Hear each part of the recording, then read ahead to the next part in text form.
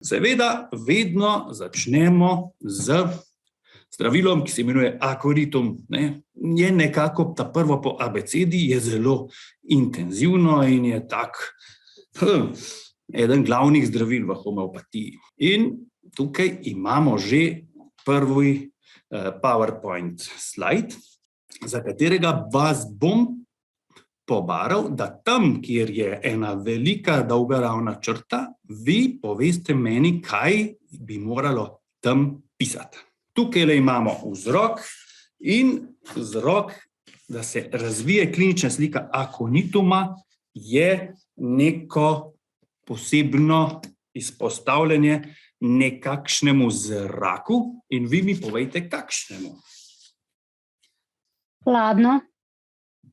Odlično, hladno, vetrovno, tudi Mateja dodaja, zelo dobro, hladno, mrzel zrak, premraženje na mrzlem zraku. Ko imamo to jasen vzrok, da nekoga prezebe, potem je prvo zdravilo, na katerega pomišljamo, je akonitum, absolutno. Seveda imamo veliko zdravil, ki pridejo v poštev pri premraženju, ampak akonitum je seveda morda glavno od njih. Še eden od možnih vzrokov, da se razvije klinična slika akonituma, to je morda bolj v kroničnih primerih, pa vendar ne, po nekem prestrašanju se tudi lahko razvije klinična slika akonituma. In imamo potem kasneje lahko v kronični sliki razne panične napade in podobne zadeve. Veliko ljudi, ki so preživeli kakšno hudo nesrečo, potrebuje in potem ima težave s paničnimi napadi, ki so lahko zelo hude, posttravmatsko stresno motnjo, potrebuje morda akonitum, kakšno odmerek. Pa tudi še druga zdravila seveda pridejo v te posttravmatskih stresnih motnjah upoštev, pa vendar akonitum je eno izmed njih. Klinična slika, simptomatika se razvije kako? Da slišimo. Tudi ni tako težko, smo se že zapomnili. Kako se razvije simptomatika? Nenadoma in hitro, prav Urška, burno, res je, hitro se razvije in tudi intenzivno. Intenzivno in z visoko vročino, ki pa je, kakšna je ta vročina pri akonitumu? Visoka je, to vemo, zelo visoko, lahko pride do 40 in čez, ampak še ena lastnost te vročine je pomembna. Emilija, prav tople noge, ja, ampak to je nekje drugje, bomo še do tega prišli. Bolj me zanima, kakšna je vročina pri akonitumu, če vas malo bolj natančno vprašam, ali je to vročina, ki nekoliko niha ves čas, ali je to vročina, ki je precej konstantna. Zdaj vam bo morda lažje odgovoriti. Kdo bo v eter povedal, imamo pri akonitumu konstantno vročino ali imamo nihajočo?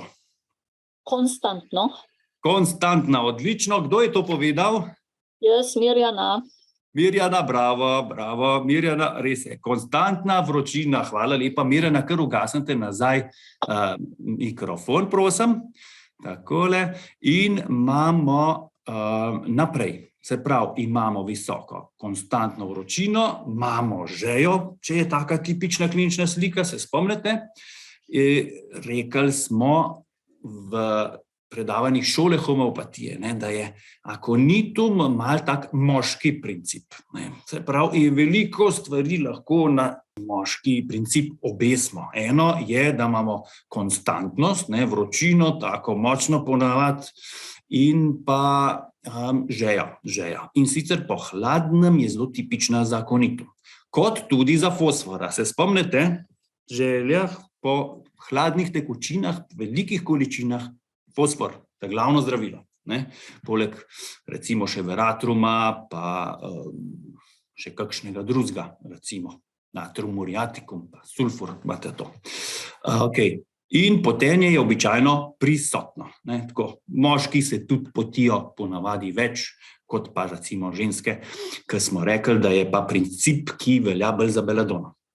Kar je zelo zanimivo, pa vam pa nisem v šoli homeopatije, mislim, da povedal, ne, sem pa prebral več homeopatov, tudi George Vetulka se o tem piše, opaža, da otroci radi dajo, kadar rabijo akonitum, radi dajo roke na predel, ki je boleč.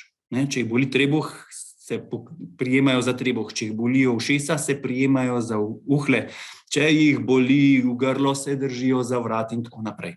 Skratka, roke dajo na boleč predel. Dobro? In to že poznamo pri akonitumu. Eno lice je takšno, drugo pa drugačno. Kaj mora biti tukaj napisati? Kdo bo pa to povedal?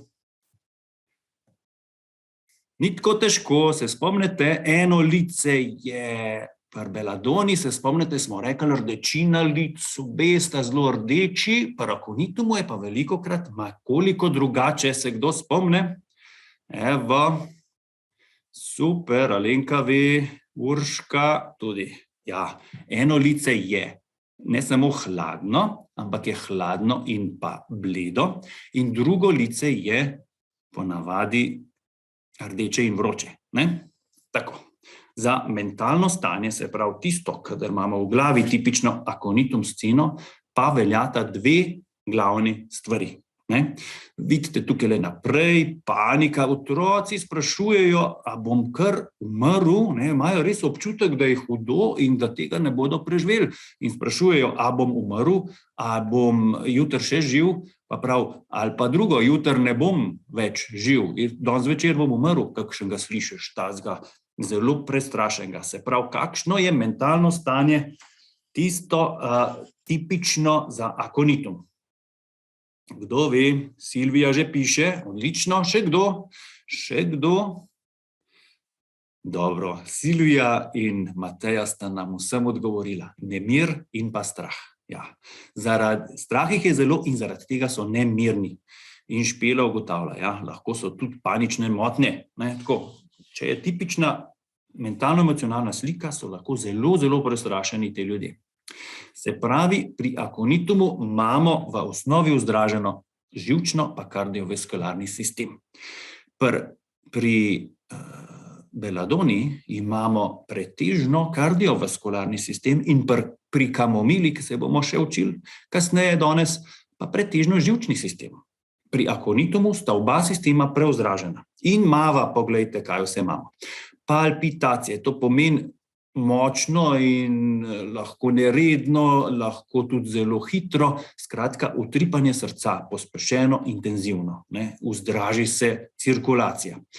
Potem imamo lahko povišan pritisk, saj si predstavljate lahko. Glava je vroča, glava je rdeča, vsa vročina je tam. Podobno kot pri beladoni, ne, ni nujno vedno bleda pa rdeča ena stran lica, če je, to pomeni nekaj, če ni, pa še to ne izključuje akonituma. Imamo veliko akonituma ali pa večino akonitum primerov, ko je rdečica obraza cela, podobno kot pri beladoni. Kaj imava še? Celo telo je vroče, to se tudi spomnite dobro, a ne? In potem, če se spomnite, smo rekli tudi na šoli homeopatije in je pomembno, včasih nam to pomaga. Ker imamo motnje živčnega sistema, se lahko en tak občutek po polovici telesa pojavi. A se kdo spomne, kaj smo rekli? En tak občutek. Jaz sem imel 2 pacienta, ki sta kronično rabila akonitum in oba sta imela ta občutek. Predvsem po levi nogi sta navajala. Kaj bi to bilo? A se kdo ve? Mravljinčenje, Špela, dobro, tako. Lahko je mravljinčenje, lahko je podobno kaj takega, kot recimo, da je umrtvičen, da ne čuti čist dobro, da tudi kaj težje premiha, ampak ponavadi so motnje senzacije. Se pravi, da je malo umrtvičen občutek po kakšni roki, nogi, predvsem na levo stran. Vrtoglavca zelo pogosta in kot sunki elektrike, ne, ko imamo vzdražen živčni sistem, tisti so vedno neke take senzacije. Tudi bolečine so take, ostre, špikajoče, streljajoče, zbadajoče, ne, podobno kot če se udariš ne, na komolec in ti prnk strese elektriko. Tako da vedno, ko imamo sunke elektrike, take bolečine, ne, in lahko hudo bolijo ušesa, ne, si predstavljate, če je zdražen živčni sistem, fejst vneta ušesa, zelo, zelo to boli, zelo hude bolečine. In kaj je tukaj v oklepaju manjka? Bolečine so tako hude, da otrok kaj dela?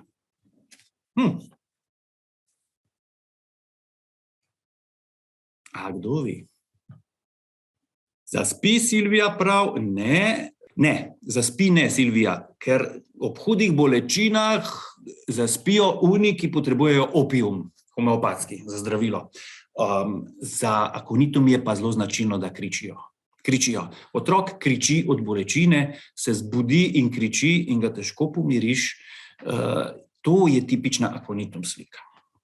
Akonitum, kamomila sta dve zdravili, ki sta najbolj močni v tej rubriki kričanje od bolečin. Tudi beladone imamo tam, ampak malo manj intenzivno. Ampak pri akonitumu, če kriči od bolečine, je to zelo značilno za to zdravilo.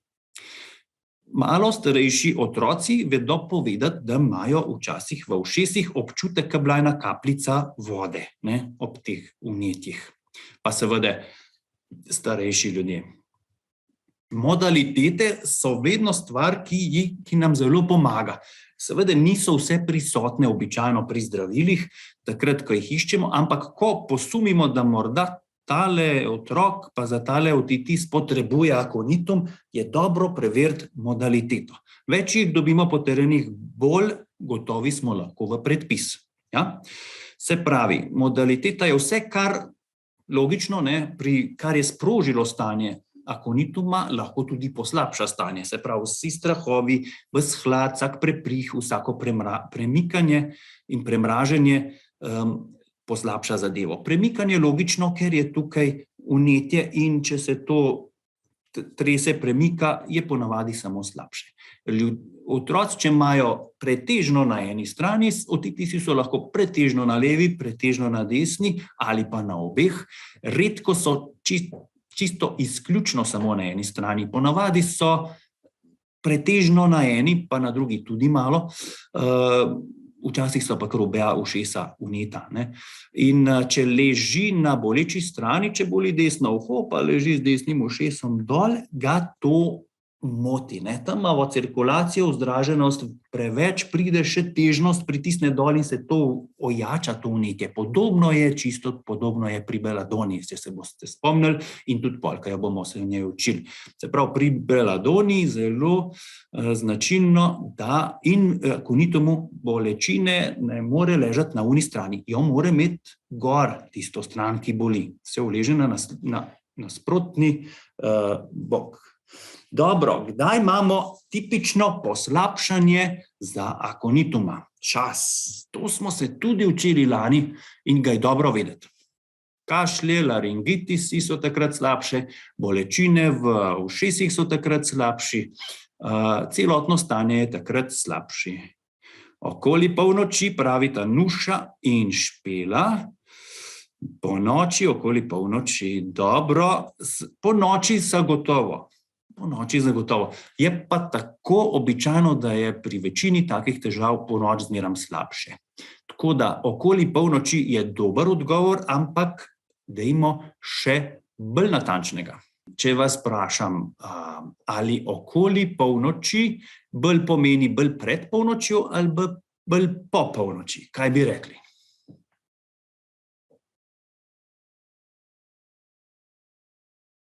Emilija prav po polnoči, Špela pred.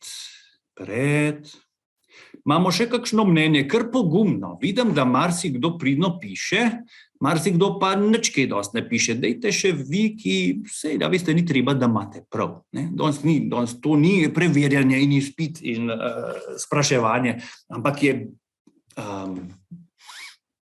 možganski vihar. Hočemo malo prevetriti tele vaše možgančke.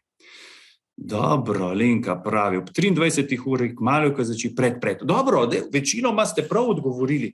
Običajno je čas tega, ko je vse skupaj slabše, od somraka, ko večer pade in potem preden zaspi, takoj, ko zaspi in tja do polnoči. Tako da rečemo, po zimi od 7 do polnoči je tisto slab čas. Po polnoči odleže in je bolje, ne? Tako da čas od mraka do polnoči, zelo tipično je pa, da je lahko zvečer, ko zaspi mal cirkus, potem pa otrok nekako zaspi, pa je kakšno uro mir, pa je pa pred polnočjo spet cirkus. Se začne ob 11, pa kaj do polnoči je najhujš. Ponavadi je tako. Tako, glasba poslabša, ne marajo kakšne koli muzike in tudi dotikov ponavadi ne, predvsem ne na boleč del. Otroci dajejo svoja stvari, roke, prste tja, zato ne, ker bi se želeli dotakniti, ampak ker bi želeli zaščititi, da se to ne bi kam dotikalo, ker je potem to slabše. In eno izmed stvari, ki jih tudi lahko opazimo, je izboljšanje po kakršnih koli izločkih. Če se dobro spotijo, če se dobro polulajo, če grejo kaj kakati in tako naprej, občasno, to jaz nisem opazil, sam velikrat pišejo pa drugi o tem, lahko malo izboljšajo in bolečine in težave. Prav? Da, nekaj o akonitumu. Tukaj imam vse dopolnjeno, tako kot naj bi vi imeli zapisano v vaših zapiskih. Prav, da kdor nima tegale, ni vedel, kaj zapisati, lahko še tukaj pogleda. Boste pa tudi te popolne izročke dobili v vaših spletnih učilnicah in si jih boste lahko še enkrat natisnili, če bi si jih želeli lepo spraviti v neko mapco.